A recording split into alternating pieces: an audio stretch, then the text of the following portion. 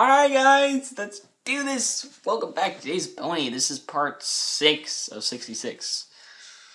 And yeah, that whole thing.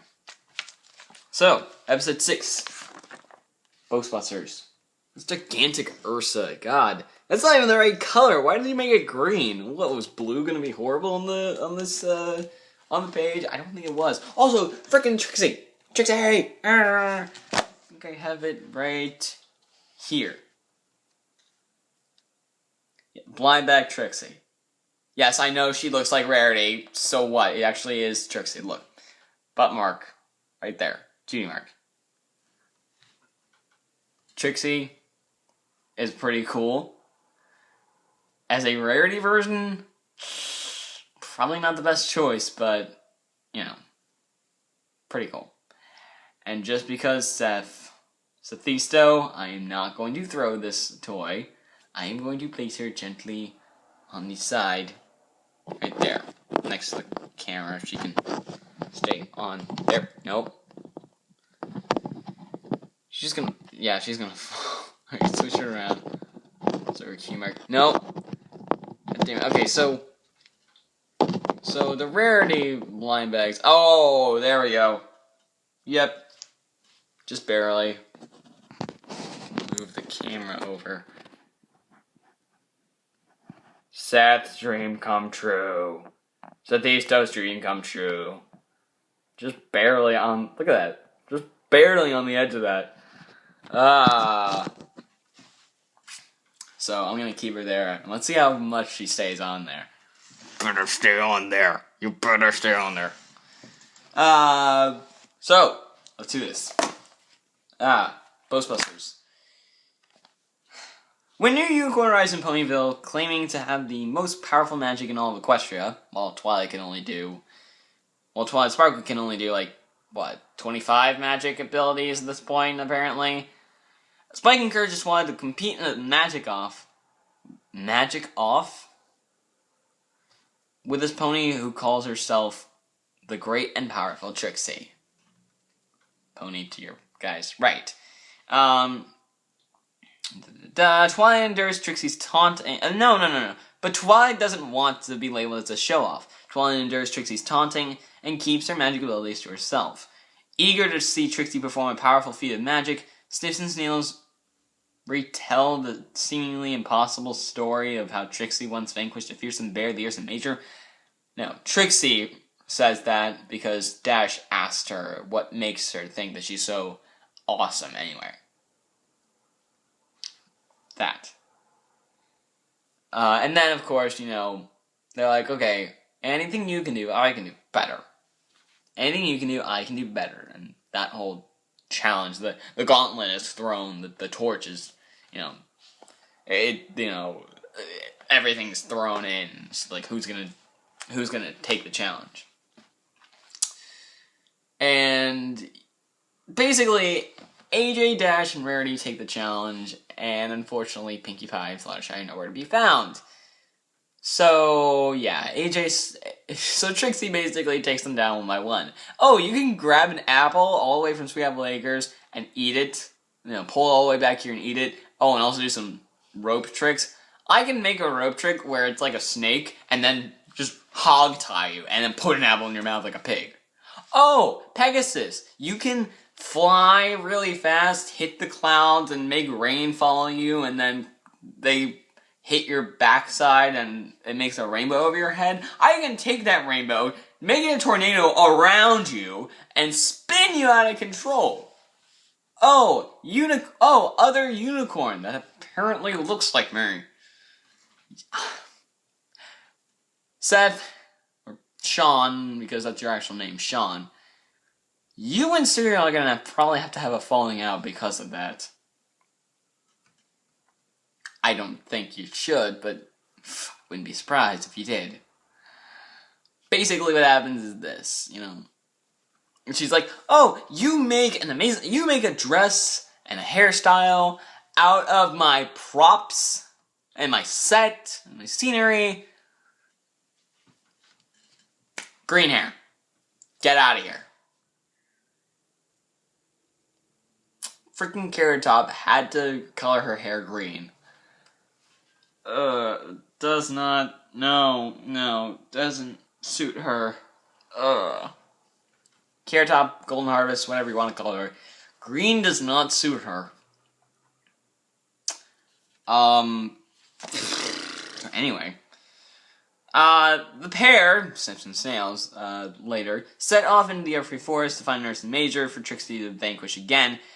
Faced with a rampaging Ursa, Trixie admits that she never vanquished an Ursa Major and has greatly exaggerated her powers. She tries to do basically everything that she did, like, in the past.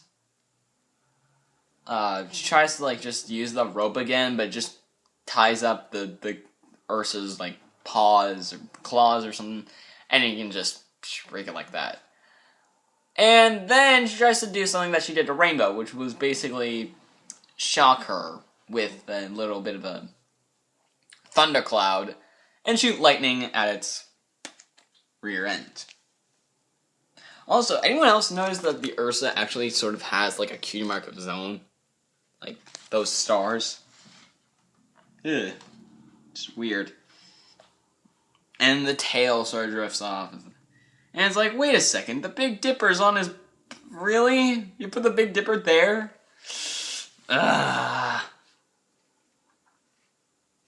He's got a 8-point star. Not like Twilight at all, correct? Let's see if... Mark with the... it's 6. Okay, so he's got 8, she's got 6. What the hell? I don't know. And anyway, as I was saying, but yeah, so that whole thing happened. Blah, blah, blah, blah, and then it's like, yeah, that just only makes the Ursa more angry. Twilight Sparkle puts her magic talents to use in order to protect Ponyville. The Talents ponies burst into applause for Twilight as she worries that her friends will think she is showing off. Rarity, Applejack, and Rainbow Dash, with no word from Pinkie Pie or Fluttershy, assure Twilight that they are proud to have such a talented unicorn as their friend. Twilight reveals that the grumpy Ursa they saw was actually a baby in Ursa Minor. That was, I think, from her actual script. Embarrassed and with nothing left to brag about, Trixie gallops away from Ponyville. 51 episodes later, she returns, and the entire fandom just goes crazy. And I say 51 episodes because 52 episodes later, like 2 full seasons later, is actually the Scootaloo episode, but we'll get to that when we get to that. Which is probably going to be sometime in, next month, sometime next month maybe? I don't know, just like 2 weeks before the, 2 weeks before the show comes out. In that time frame at least. Blah, blah, blah, blah, da, da, da, da. Here we are, friendship lesson. Dear Princess Celestia, sorry. I have learned a very valuable lesson about friendship. I was so afraid of being thought of as a show-off that I was hiding a part of who I am. My friends helped me realize that it's okay to be proud of your talents, and there are times when it's appropriate to show them off, ... especially when you're standing up for your friends. Twilight Sparkle. What did I think of this episode? I think this was a pretty good episode. You know, a few people kind of give it like the downgrade of it, but I'm gonna have to give this a really good grade. I really like this episode, and personally, I do like Trixie. She's pretty cool as a villain. You know. As a villain that is sort of as a minor villain, she's pretty great. I like this. I like her. She's pretty cool. But anyway. You know, that's that. And now I need to give it a rating. So, 8.2. That's what I give it. I give it an 8.2. Perfect storytelling by Chris Savino, who pulls it in. Now, a lot of people, I think, would guess it's M.A. Larson, because, M.A. Larson did the follow-up of Magic Duel, but no, Chris Savino did the Boastbusters. Some people, I'm looking at you, Digibrony, said that this episode was pretty bad as an episode, but quite honestly, it's pretty good. I mean, the writing is pretty much spot on. I do like just Trixie as the character was amazing. And just the banter that had, Sips and Snails just coming in with the, all against Spike. The banter between Sips and Snails and Spike, just the three of them, perfect. It's like the assistance of the two main characters, just perfect. Just perfect. But anyway, that's that. That is that episode there. That's Ghostbusters for you. And up next, Digibrony, you say that this episode's pretty bad? Take a look at this. Dragon Shy. Yeah.